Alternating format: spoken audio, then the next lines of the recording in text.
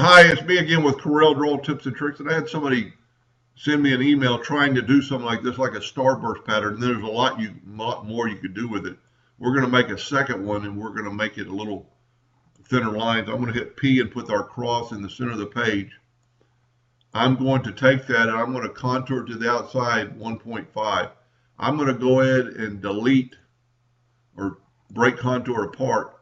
And I'm going to make that inner cross 0.175, which it is. I'm going to make this a hairline. So now this cross will cut out in engraved. I'm going to take my Smart Fill tool and I'm going to fill that in. I'm going to cursor it over and I'm going to left click, no fill, right click on the mouse, outline. Then I'm going to take a 2-point line, and what I want to do is get this guy out of the way, and I'm using my nudge distance so it will work. I'm going to hit P and put it in the center of the page. I'm going to draw a 2-point line from about that point straight up. Now I'm going to hit P so it'll be symmetrical, and probably the safest way to do this would be to take that line and extend it, holding down your control button. Take another line and maybe let's put another line right there, and what we're doing is we're just shorting our line. I grab the virtual segment delete key, delete that line. Now Control D and make a duplicate of that line, double click on it, and let's move our rotation to about there. This time I'm only going to rotate it 2 degrees, and I'm going to keep going 2 degrees all the way around. And I missed my bottom a little bit. I really need that further down. So let's back up here. And this is a good lesson. See the duplicates? We made that many duplicates. Let's back up to there. Keep going. That's as many duplicates as I've got. So I'm just going to delete them. Let's back up here and see if we can't get that one line left. This will take some time, but if you don't get that one line should, and they're so close together, so it'd be better just to start over. Let's just grab that line, get it out of the way, grab all this, put this back in the center of the page. This time we need to make it a little longer,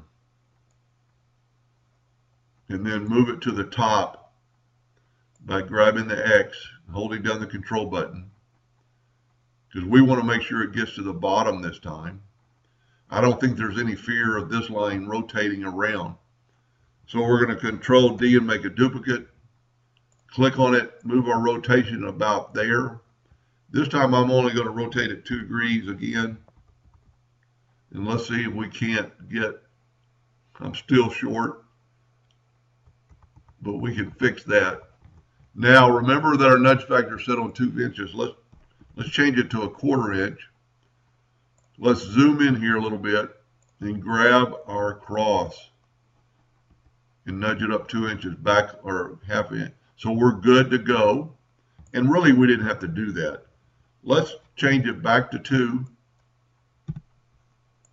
And let's try to grab the cross again.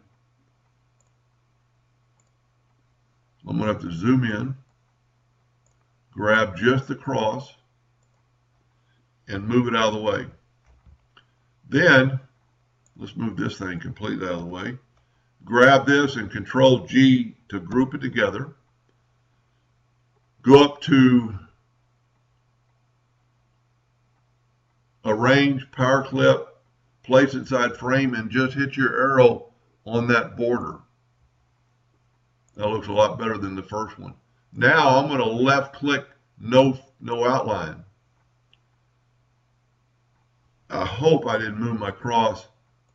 Let's try to put P and put it in the center of the page. P and put it in the center of the page. And this thing should go right where it should be. I think we're a little bit off. No, we're good to go. So this would work. The inside line is the same thickness as our other lines, and then we've got a hairline to cut it out. So you could have any kind of scripture wording in here, and you kind of have a star pattern. It looks pretty cool through here, and it just kind of bursts around. And now there's a lot more you can do with that. And I might make a second video how you could change that and make it even look a little cooler.